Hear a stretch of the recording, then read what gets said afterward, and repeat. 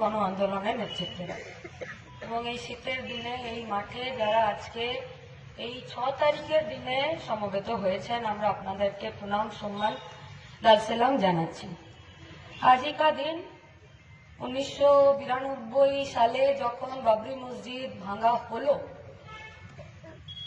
उससे पहले भारतवर्ष में किसी को पूछा गया कि आप कौन हो, तो हम भारतीय हैं, भारत के नागरिक हैं। তার আগে আলাদা করে ভাবতে হয়নি যে আমি হিন্দু না আমি মুসলিম। এটা যে শুধু 6 তারিখে হয়েছে এমনটা নয়, চলছিল অনেক দিন ধরে ব্লুপ্রিন্ট। কিন্তু একটি মসজিদকে ভেঙে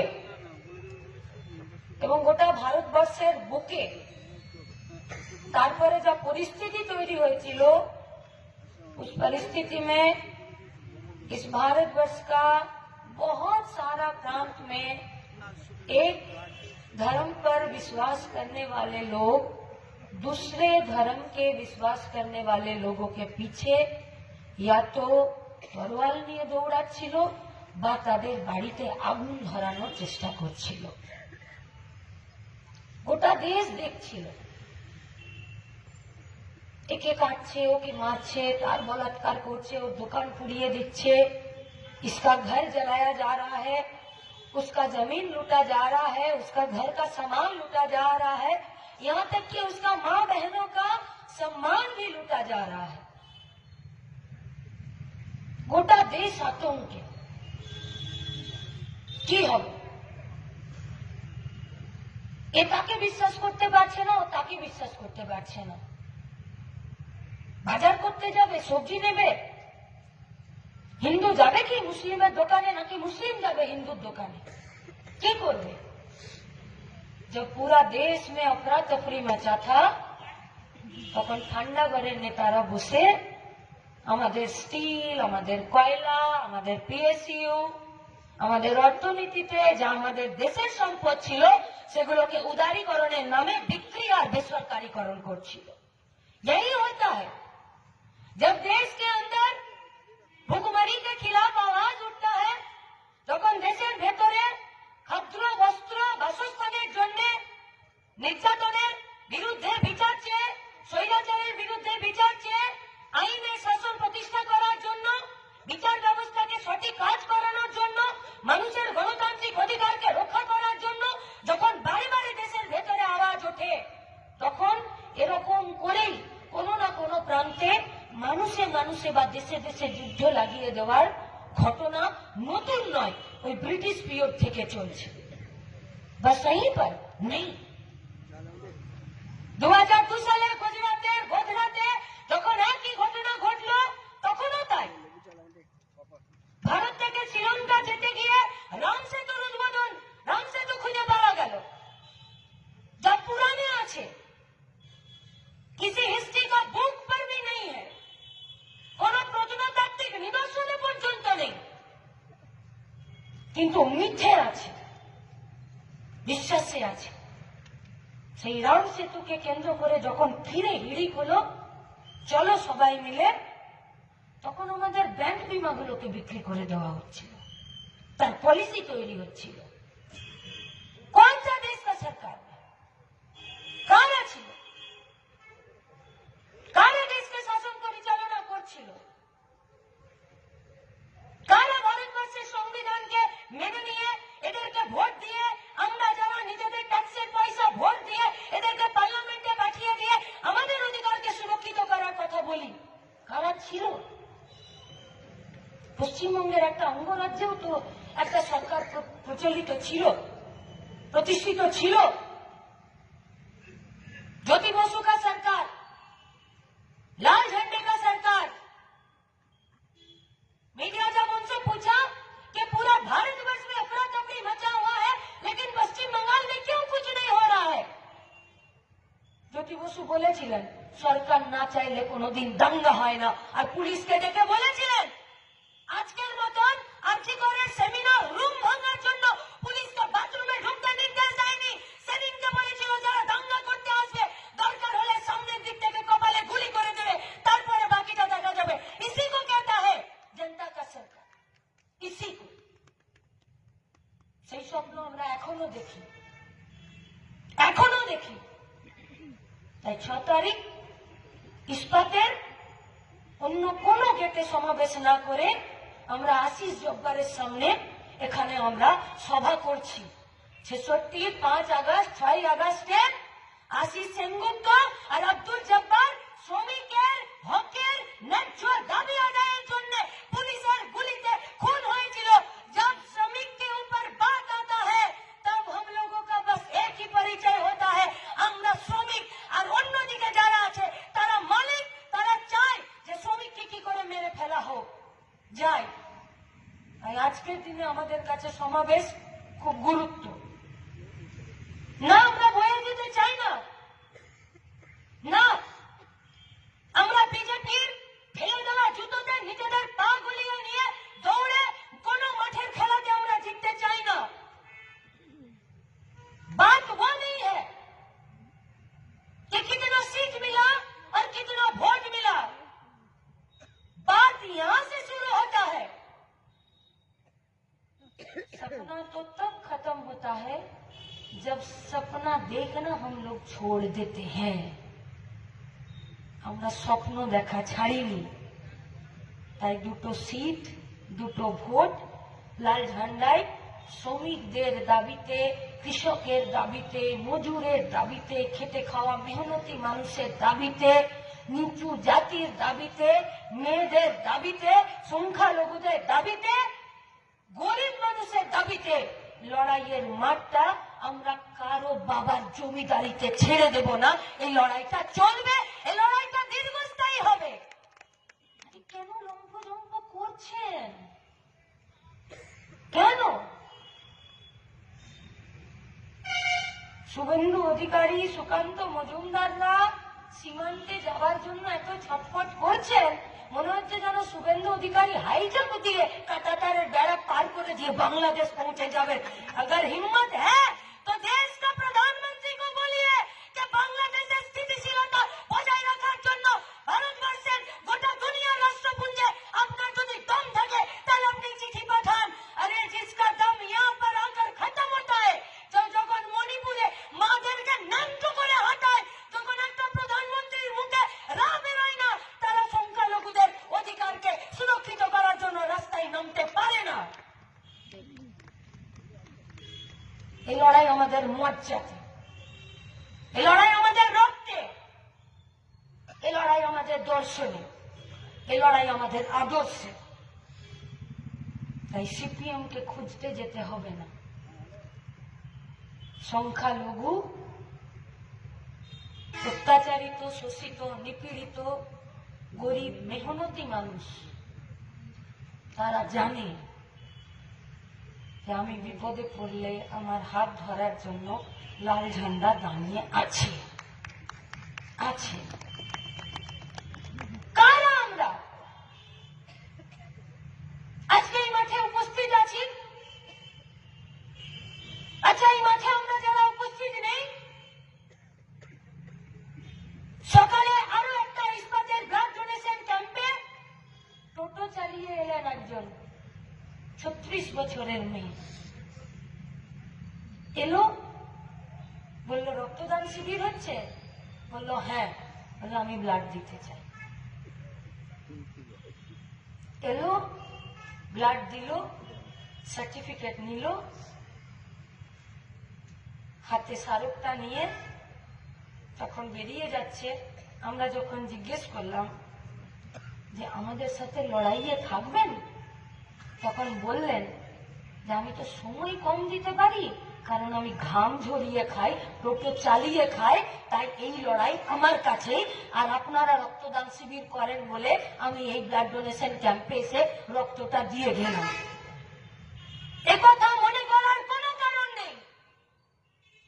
ভোট বাক্সে কটা ব্যালট পেপার পড়লো আর ইভিএম মেশিনে কতবার বোতামটাকে টিপলো।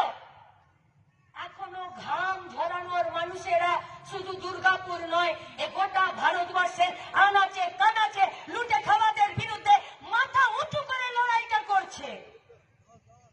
देखने वालों के भीड़ में करने वालों का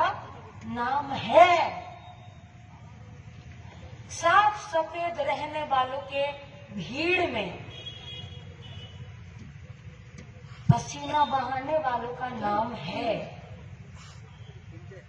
गर्दन झुकाने वालों के भीड़ में रीढ़ को सोजा दृढ़ রাখার লোকেদের नाम আছে। इस देश को साफ करने के लिए अपने आप को मैला करने वालों का भी नाम है, और जो लोग कुछ करना और बदलना जानते हैं उसी को इस दुनिया का, इस देश का बुनियाद कहते हैं। और ये बुनियादी মানুষগুলো গোটা ভারতবর্ষের বিভিন্ন প্রান্তে দুর্গাপুরেও ছড়িয়ে আছে, নইলে অযোধ্যাতে বিজেপি গোহারা হারতো না। হেরেছে অযোধ্যাতে, মানুষ ছুড়ে ফেলেছে, হেঁকড়ে নিকাল গেল বিজেপি का। একক সংখ্যাগরিষ্ঠতায় সরকার গঠন করার আজকে এনডিএতে হাত ধরতে হচ্ছে। মানুষ ম্যান্ডেট দিয়েছে, গরিব খেটে খাওয়া মেহনতি মানুষ বলছে তারা। পশ্চিমবঙ্গ লড়াইটা তীব্র হচ্ছে প্রত্যেকটা দিন, প্রতিটা মুহূর্তে।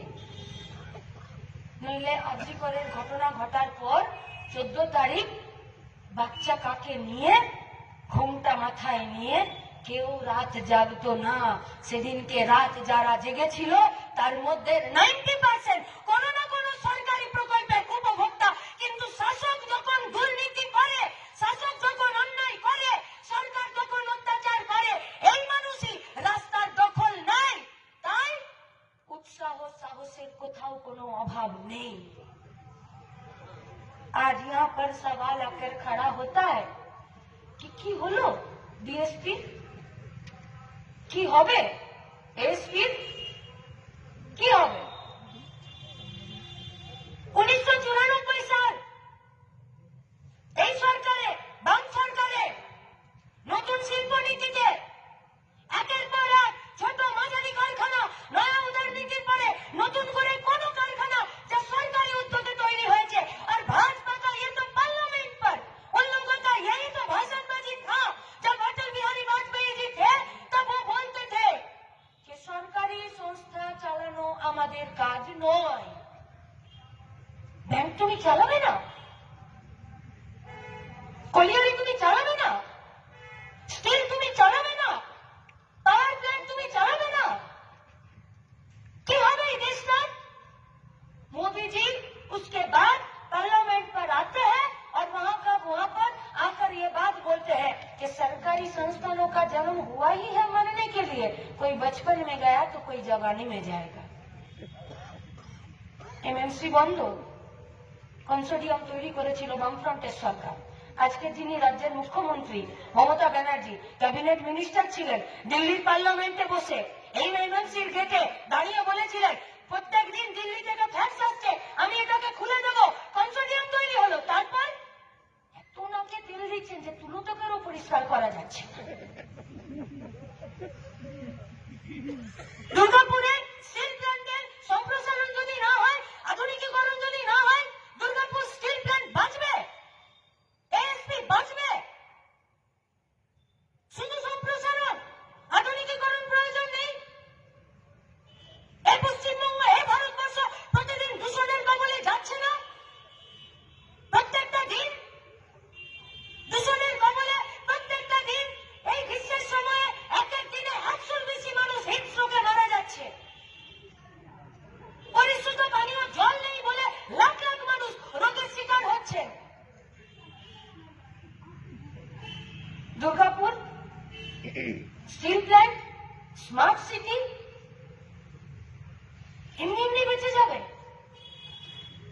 60,000 কোটি টাকার বাজার তৈরি হয়েছিল এই পশ্চিমবঙ্গের বুকে।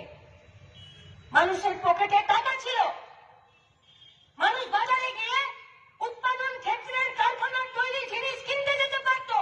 বাজারে মানুষের চলাফেরা ছিল, পকেটে টাকা ছিল, রোজগার ছিল, সৎপথে ছিল। দামোদরের বালি পাচার করে দিয়ে টাকা ছিল না, অনুব্রতর সঙ্গে গরু পাচার করে দিয়ে টাকা ছিল না, জ্যোতিপ্রিয়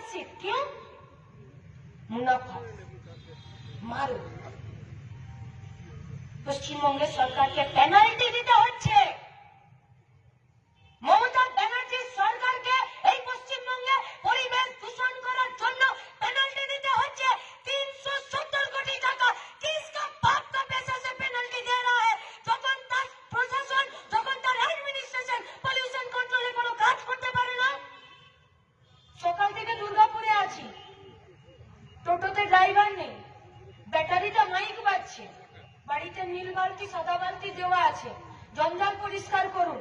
বরানগর থেকে শুরু করে ইংরেজ বাজার পৌরসভা, মালদার, যার বাড়িতে একটা উনুন, যার বাড়িতে একটা রান্নাঘর, তার বাড়িতে প্রতিদিনের জন্য নগর নিগম, পৌরসভা তারা 1 টাকা করে জঞ্জাল করে দিচ্ছে। তাহলে পৌরসভাগুলো বলেছে বিশ্ববিদ্যালয় विधिबद्ध विभिन्न कर्मसंस्थान कथा, साफ सफाई सरकार का जिम्मेदारी नहीं है।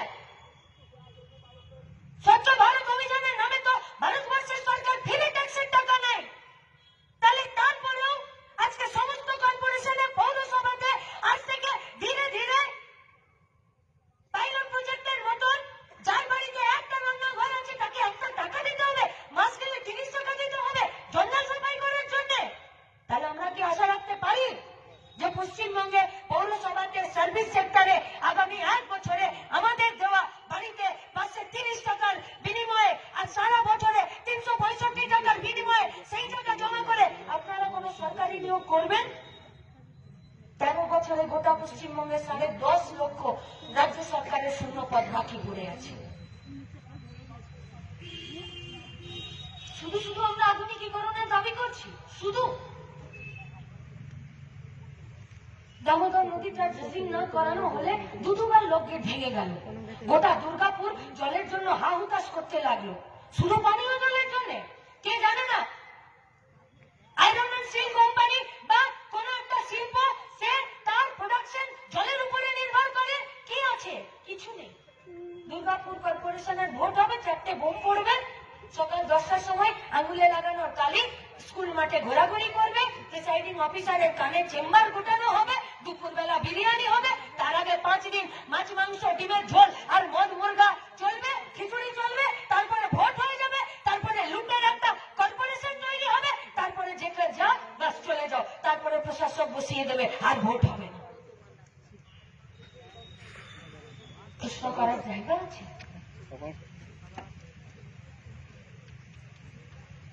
আমরা এমনি এমনি বলছি যে আমাদের ভাত ঘর স্টিল প্ল্যান্টকে বাঁচাতে হবে না। আমার বাড়ির কেউ কাজ করে না স্টিল প্ল্যান্টে, ওদিকে দোকানে যারা বসে আছে তাদের বাড়ির কেউ স্টিল প্ল্যান্টে কাজ করে না, কিন্তু স্টিল প্ল্যান্টটা আছে বলে আজকে দুর্গাপুর বেঁচে আছে। স্টিল প্ল্যান্টটা বন্ধ হয়ে গেলে গোটা দুর্গাপুরটা শ্মশানে পরিণত হবে। এমনিতেই তো বৃদ্ধাশ্রমে পরিণত হয়েছে দুর্গাপুর, কারণ প্রত্যেক দিন হাজার হাজার কর্মী সংকোচন হচ্ছে, কাজ হচ্ছে না। अंधेर नगरी चौपट राजा, कौन बोलेगा किसका बात और कौन सुनेगा और कौन न्याय करेगा? कौन कारा करबे? কে বলবে কথা? খাবারের সংস্থান নেই, বেঁচে থাকার সংস্থান নেই। খাসির মাংস, অত বড় লোকের বাড়িতে যদি কোনোদিন একটু বিয়ে বাড়ি হয় তাও তো এখন নিমন্ত্রণের লিস্ট কমিয়ে দিয়েছে। এবার তো খাসির মাংসের দোকানের দিকে চাইতে গেলে বোধহয় ট্যাক্স লাগবে।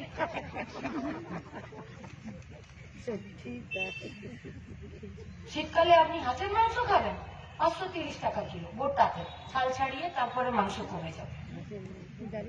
দেশি মুরগি খাবেন 470 টাকা কিলো। মাছ পরে বলুন। ডিমের ট্রেতে ডিম লাগানো আছে, ডিম ফুটেও বাচ্চাটা বেরিয়ে বলছে পকেটে 10 টাকা আছে, তবে আমার দিকে চাইবে না, লেডি পাড়াতে চাই। পাড়ার গরিব ছেলে কোথা থেকে আড়ত থেকে 2টো মাছ এনে এ পাড়া ও পাড়া এই আবাসন ওই আবাসনে বিক্রি করতে যাচ্ছে। বলছে নিয়ে নিন দিদি, কারণ আর একটু পরে বেলা বেড়ে গেলে, রোদ বেড়ে গেলে যদি মাছের পেটটা টিপে যদি একটু নরম হয়ে যায়, যে দামে কিনেছি ওই দামে পারবো না বেচতে। বয়স্ক ভদ্র মহিলা উপর থেকে নামতে পারছেন না, বলছেন ঠিক আছে কেটে দাও। যেই না থলি থেকে মাছ বের করে গাড়ি পাল্লায় চাপিয়েছে, অমনি মাছ ক্যাটক্যাট করে বলে উঠেছে, আদা রসুন পেঁয়াজ কেনার মুরদ আছে? তবে তো আমাকে নিতে বলবে, নইলে তো তার আগে আমার দিকে তাকানোর কোনো হিম্মত নেই। কি খাবেন? কি খাবেন? এ ভারতবর্ষে প্রতি বছর বাজেট পেশ হয় আর আমাদের পুষ্টিতে খাবারের টাকা কেটে নিচ্ছে দেশের সরকার।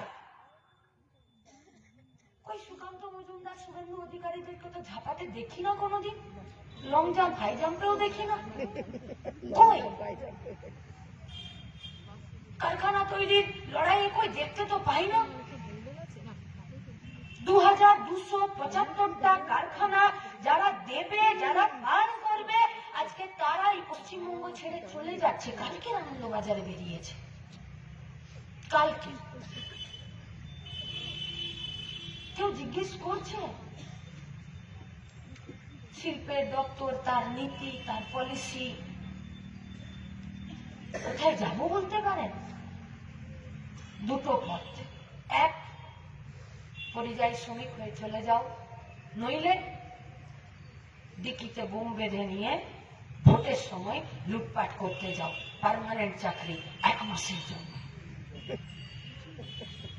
গোটা সমাজটাকে অপরাধীকরণের দিকে নিয়ে যাচ্ছে, গোটা সমাজটাকে দুর্নীতির দিকে নিয়ে যাচ্ছে, গোটা পরিবেশটাকে নোংরা করার দিকে নিয়ে যাচ্ছে। আরজি কর এমনি এমনি ঘটে না। দুর্নীতি যখন মাথার চাড়া দিয়ে ওঠে তখন আরজি কর ঘটে। এতদিন হাঁটালে বিকালে হসপিটালে রাস্তায় বনে ঝোপে ঝাড়ে আড়ালে তুলে নিয়ে গিয়ে জোর করে রেপ করতো, মার্ডার করতো। আজকে অন ডিউটি ডাক্তারকে তার নিজের ডিপার্টমেন্টে তার নিজের লোকরা আজকে ধর্ষণ করে খুন করলো। পশ্চিম बंगाल का बच्चा बच्चा जानता है कि কেন মেয়েটা রেপ হলো আর কেন খুন হলো আর কারা করলো। इसीलिए आज पश्चिम बंगाल का जनता सवाल पूछता है, হাজিকরটা কিছু হলো না বলো? হতাশ নয়, প্রশ্নের মধ্যেই নতুন সম্ভাবনার বীজ রয়ে গেল। কারণ সিবিআই যে নাচটা নাচছে মমতা ব্যানার্জির উঠোনে দাঁড়িয়ে, পশ্চিমবঙ্গের মানুষ বুঝে গেল আরজি করে ন্যায় হচ্ছে না। তাই সাধারণ মানুষ বলছে আরজি করে কিছু হলো না বলো। তো মানুষের স্যাটিসফ্যাকশন থাকার দরকার ছিল যে আরজি করে সঞ্জয়টার কে ট্রায়াল চলছে, তাকে কোর্টে হাজির করছে। তাহলে তো পশ্চিমবঙ্গের সাধারণ মানুষের মনে একটা ন্যায় ব্যবস্থার প্রতি, আইনের শাসনের ব্যবস্থার প্রতি একটা ভরসা থাকতো যে আর যাই হোক পুলিশ যেটা ফেল করলো সিবিআই সেটা করে দেখাচ্ছে। কিন্তু না, मीडिया से लेकर आम जनता तक और यहाँ तक कि পানিহাটির বাপ মা পর্যন্ত বলছে যে কেউ কিছু করলো না। অমিত শাহের সঙ্গে দেখা করার চিঠি দিলাম, উনি পশ্চিমবঙ্গে এলেন কিন্তু একবারও দেখা করলেন না। আর বিজেপির জন্য আমরা বিধানসভাতেও গেলাম কিন্তু কেউ কিছু করছে না। তার মানে আরজি করের নিহত ডাক্তারের মা বাবাও বুঝছে যেটা হচ্ছে সেটা আসলে বিচার হচ্ছে না, প্রহসন হচ্ছে।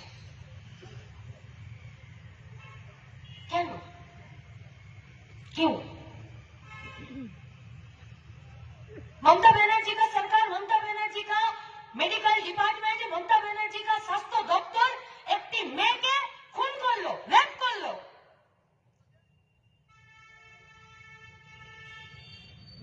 হসপিটালে পুঁজ লাগা তুলো, রক্ত লাগা ব্যান্ডেজ, ইনজেকশন দিয়ে সিরিঞ্জটাকে ভেঙে দিয়ে গার্বেজে যে সিরিঞ্জটা ফেলে দেয় সেইটা, ওষুধের খাপ থেকে ওষুধটা বের করে নিয়ে যে কাগজের বাক্সটা ফেলে দেয় সেইটা, স্যালাইনটা চলে যাবার পর ফাঁকা প্লাস্টিকের বোতলটা যেখানে রাস্তায় ফেলে দেয় সেইটা, এগুলো বিক্রি করেও সন্দীপ ঘোষরা পয়সা কামিয়েছে। বিশ্বরূপদা বলছিলেন না মনিटाइजेशन पाइपलाइन, उसके पास रेल था वो बेच दिया, उसके पास कोल था वो बेच दिया, उसके पास दुर्गापुर केमिकल लिमिटेड था वो भी 31 दिसंबर को बंद होने के कगार पर है। और इसके पास रेल कोल और केमिकल लिमिटेड नहीं था, इसके पास मुर्दा घर में कुछ मुर्दा था तो वो उसी को बेच दिया। ভাবতে পারেন যে একটি ডাক্তার যে গোটা সমাজের সুস্থতার দায়িত্ব নেয়, সে মর্গে পড়ে থাকা ডেড বডির সাথে সহবাস করিয়ে পর্ন ভিডিও বানিয়ে সেটা বাজারে বিক্রি করছে और उसके बाद उसका मंत्री उसको प्रमोशनल ट्रांसफर प्राइज पोस्टिंग दे रही है হবে হবে না সম্ভব নয়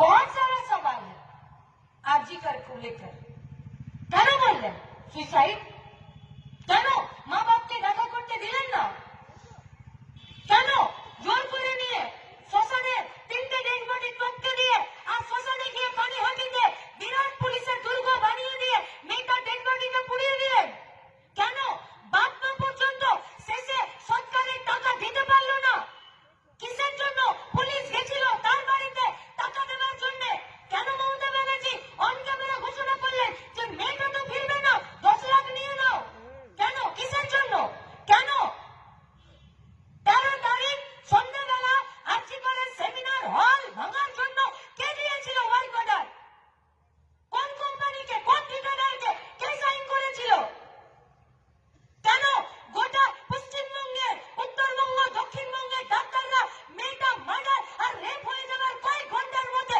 হসপিটালে খিচখিচ করছিল কেন সিপির একটি পুলিশ মন্দিরা মুখার্জি তিনি কেন ইন্দিরা মুখার্জি তিনি কেন প্রেস কনফারেন্স করে তাকে এটা চিহ্নিত করতে হলো লাল জামা পরাটাই ছিল নীল জামা পরাটাই ছিল হলুদ জামা পরাটাই লোক ছিল কেন কিসের জন্য কেন কেন নার্সরা বলছে যে ডেড বডি পাওয়ার সময় যে রঙের চাদর ছিল ডেড বডি যখন ইনকোয়েস্ট রিপোর্ট হচ্ছে তখন সেই রঙের চাদর নেই কেন কেন তাদেরকে তালা থানাতে ঘন্টার পর ঘন্টা তার বন্ধুকে এবং তার মা বাপকে জোর করে পাঠিয়ে দিয়ে সেখানে দাঁড় করিয়ে দেওয়া হলো क्यों प्रेस के साथ बाप माँ को एक बार भी बात करने नहीं दिया अरे हम लोगों को नहीं दिया छोड़ दीजिए কথা বলতে দিল না কেন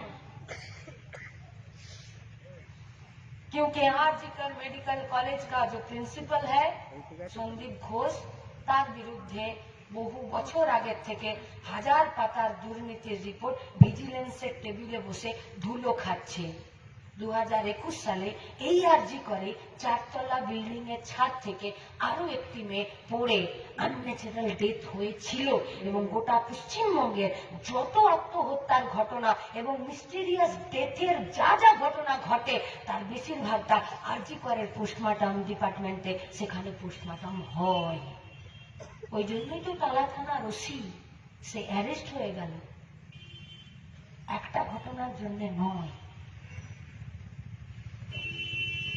এবার আপনাদের কাছে আমাদের প্রশ্ন বিশ্বাস করেন এ পশ্চিমবঙ্গে অন্যায় অত্যাচার নির্যাতনের বিরুদ্ধে কোনো বিচার হবে এটা প্রথম ব্রুটালি রেপ এন্ড মার্ডার না এর আগে অসংখ্য ঘটনা ঘটেছে বিশ্বাস করতে পারছেন কালকে আপনার বাড়ি থেকে কারো হাত পা টেনে নিয়ে চলে যাবে তারপরে এই পশ্চিমবঙ্গের পুলিশ থেকে শুরু করে সরকার আইনি বিচার ব্যবস্থা তার কোনো নিদান দিতে পারবে তার কোনো ন্যায় করতে পারবে খেতে পাচ্ছি না কাজ নেই কারখানা বন্ধ নতুন করে কারখানা আর তৈরি হচ্ছে না পুরনো কারখানা যা ছিল তার চিহ্ন পর্যন্ত নেই ঠেলাতে লোহা লক্কর ভাঙা 3টা ডিব্বার মতন কারখানা বিক্রি হয়ে যাচ্ছে বস্তি জাহাজ ঢুকছে আর সেই বস্তির প্রত্যেকটা ছেলেকে মেয়েকে যারা কর্মক্ষম তাদের মেধাকে আর তাদের গতরকে একদম মাটিতে মিশিয়ে দিয়ে সবটা নষ্ট করে দেওয়া হচ্ছে কাহা মিলেগা ন্যায়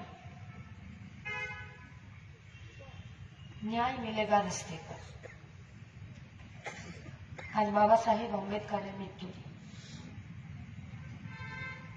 মানুষের উদ্দেশ্যে মানুষের তৈরি করা সংবিধান আমরা নিজেদেরকে অর্পণ করেছিলাম যে এই সংবিধান আমরা আমাদেরকে দিলাম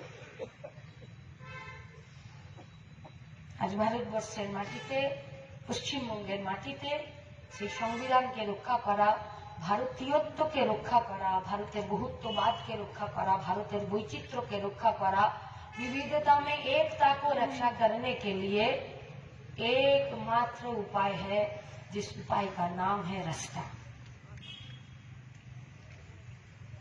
রাস্তার মানুষের প্রয়োজনে সরকার গঠন হয় রাস্তার মানুষের প্রয়োজনে রাস্তার দাবিতে পুলিশ প্রশাসন বিচার বই আইন কানুন হসপিটাল সব তৈরি হয় সেই রাস্তায় দাঁড়িয়ে থাকা মানুষের স্বার্থে যদি আইন কানুন বিচার ব্যবস্থা তারা কাজ না করতে পারে, তাহলে রাস্তায় থাকা মানুষের অধিকারের মধ্যে পড়ে সেই ব্যবস্থাকে ভেঙে দিয়ে তছনছ করে দিয়ে সাধারণ মানুষকে সাথে নিয়ে আইনের শাসনকে প্রতিষ্ঠা করতে, সংবিধানকে রক্ষা করার কাজও আমাদেরকে করতে হবে। তাই যারা আমাদের এই মাঠের বাইরে দূরে দাঁড়িয়ে আমাদের কথা শুনছেন, आप लोगों के पास हम लोगों का विनती है, अगर 9 अगस्त 2024 आज 14 अगस्त माझरात 2024 पर किसी को लगता है कि अरे गलत ट्रेन पकड़ ली है, तो दूसरे ही स्टॉपेज में उतर जाइए और वापस आ जाइए। जितना देरी होगा डिसीजन लेने में, वापस आना उतना ही महंगा पड़ेगा। তাই রাস্তায় দাঁড়িয়ে মানুষের সাথে, কাজের সাথে, রুটির সাথে, রুজির সাথে, ঐক্যের সাথে, সম্প্রীতির সাথে আসুন। লড়াইটা রাস্তাতেই হোক, দেখা রাস্তাতেই হোক, রাস্তায় জোর কদমে টিকে থাকার লড়াইয়ে প্রত্যেককে সামিল হওয়ার আহ্বান জানিয়ে আমি আমার কথা শেষ করছি। ইনকালাব জিন্দাবাদ।